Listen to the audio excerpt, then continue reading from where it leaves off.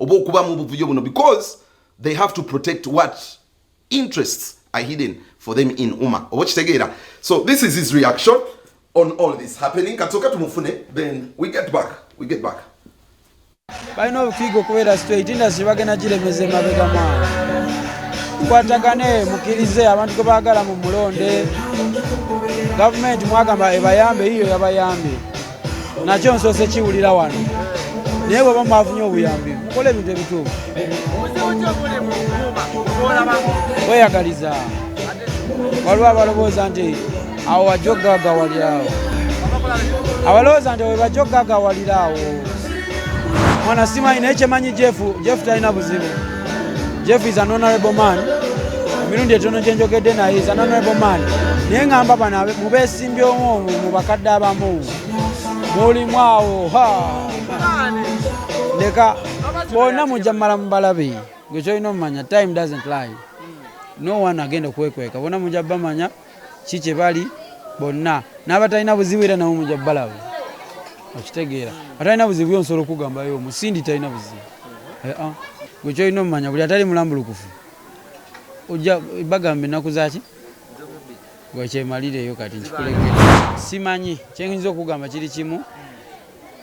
Bwe batajjeemu bintu bya kusika simanya kusika nziza wange. Kigenda kubeera mu ebyo nga byakusikangana okitegeera. I think Jeff agezaako okukola ekintu ekituufu, but I think he has been dealt a bad hand. N'abantu aba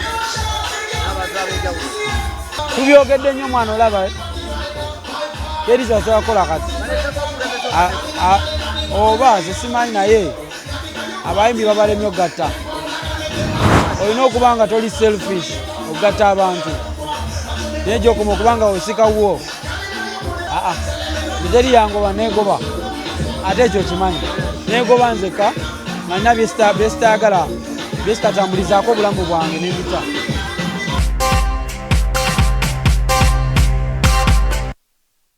That is why Kibenda yaliko president. Actually, during his reign, for some reason, Umma had a healthy environment of interaction.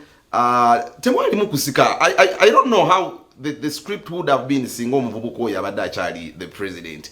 Simani.